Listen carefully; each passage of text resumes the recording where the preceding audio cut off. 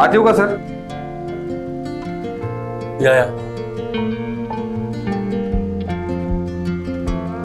मी seat sir.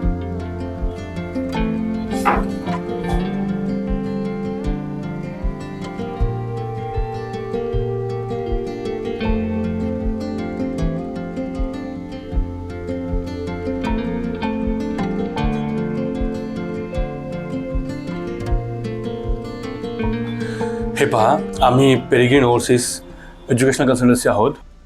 आम्ही मुलांना परदेशामध्ये शिक्षणाकरता पाठवतो. आम्ही सध्या Tier 2 सिटीमध्येच सर्व्हिस देत आहोत. तर तुमचं जे एज्युकेशन आहे ते खूप जास्त आहे, तर तुम्ही ओव्हर क्वालिफाईड आहात ह्या जॉबकरता. तर मला नाही वाटत की तुम्ही हा जॉब करायला पाहिजे. सर पण मी तयार आहे हा जॉब करण्यासाठी. बरोबर आहे तुमचं, बट आमच्या कंपनीच्या पॉलिसी आणि क्रायटेरियामध्ये ते बसत नाही सर.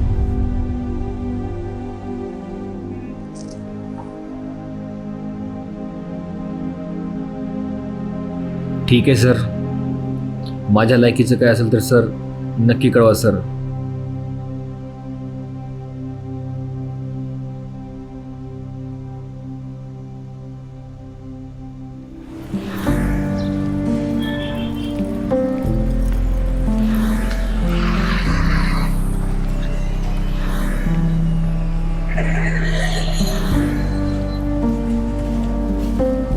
हॅलो भार्गव, अरे कुठं आहेस? किती वेळ? हा ये लवकर ये.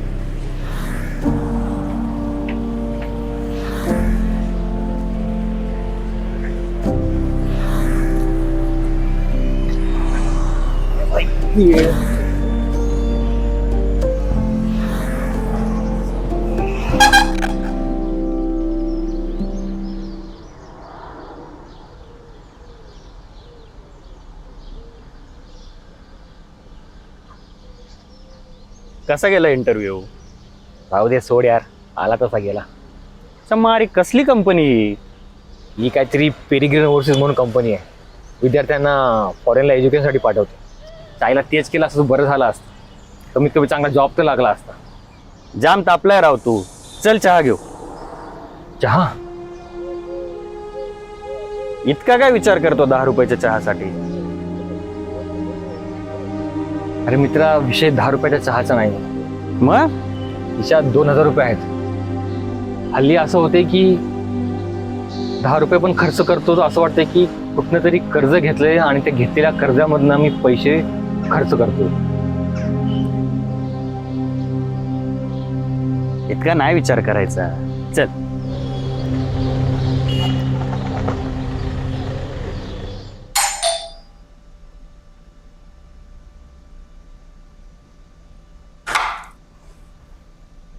ये आलास?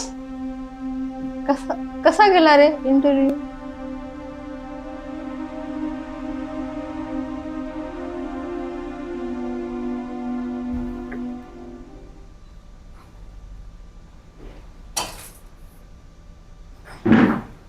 चल जेवण करून घे.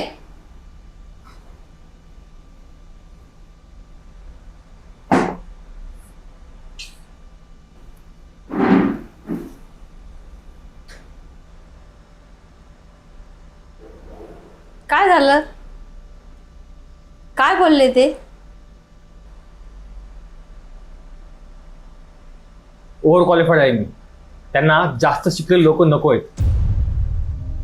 अरे बापरे, आमच्या काळात तर शिकलेले लोक भेटत नव्हते. हे काय नवीन? म्हणलं होतं तुम्हाला मुंबई पुण्यासारख्या ठिकाणी जाऊयात, एखादा लायकीचा जॉब तरी भेटला असता. पण तुम्हाला याच शहरात राहायचंय. अरे हो, इतका का चिडतोस?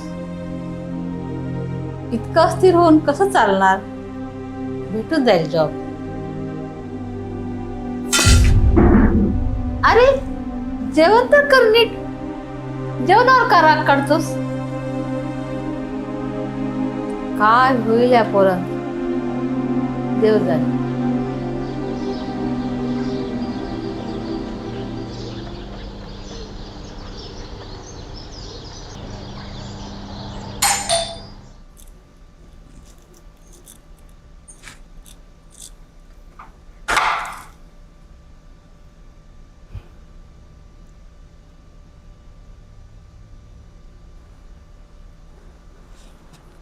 कसं काय झाला इंटरव्ह्यू त्याचा?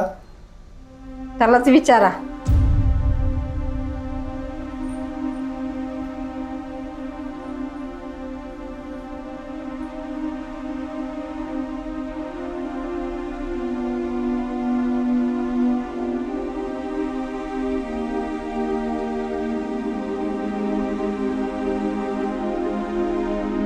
मग कसा काय गेला इंटरव्ह्यू?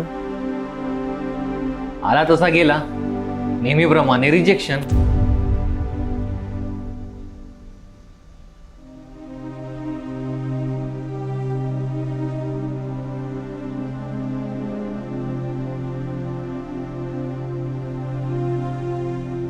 काय झालं?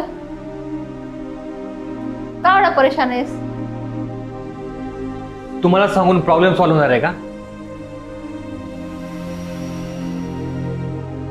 तू सांगणार नाहीस तर आम्हाला कसं कळेल? काही नाही, इंटरव्ह्यूला गेलेलो, तुम्हाला तर माहितीच आहे.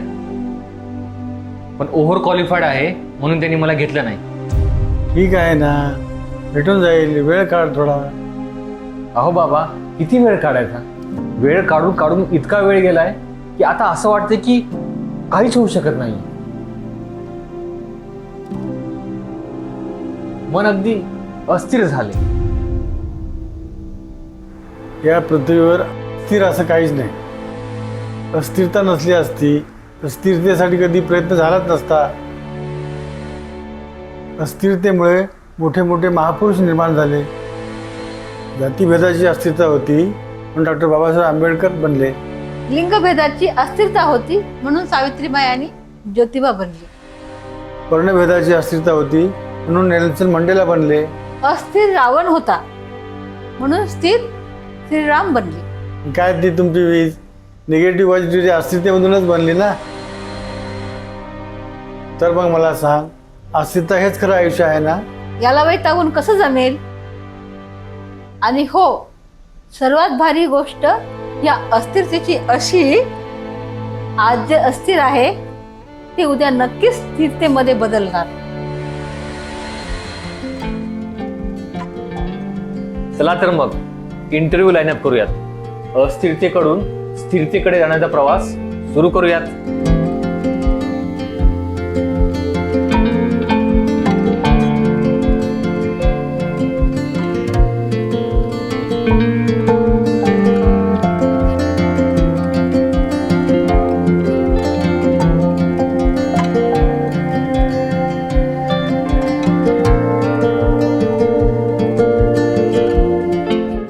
अँटी डॅन्ड्रफ आहे, अँटी डॅन्ड्रफ.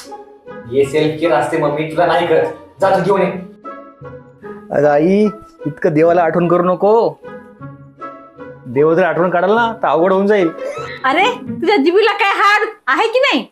पण आपण मध्यमवर्गीय लोक रे. आपल्याला सुख दुःख हे सगळं मोजून मापून करावं लागतं. मी ते मागच्या वेळेस तुम्हाला सांगितलं होतं ना, माझ्या मुलासाठी मुलगी पाहायला. नको रे बाई, मला हे लग्न हा कन्सेप्टच पटत नाही बघ. प्रिया होती तेव्हा तुझे सगळे कॉन्सेप्ट क्लिअर होते. आता काय झालं? गाढवा हे तुझ्यासाठी स्थळ आहेत लग्नाचे. काय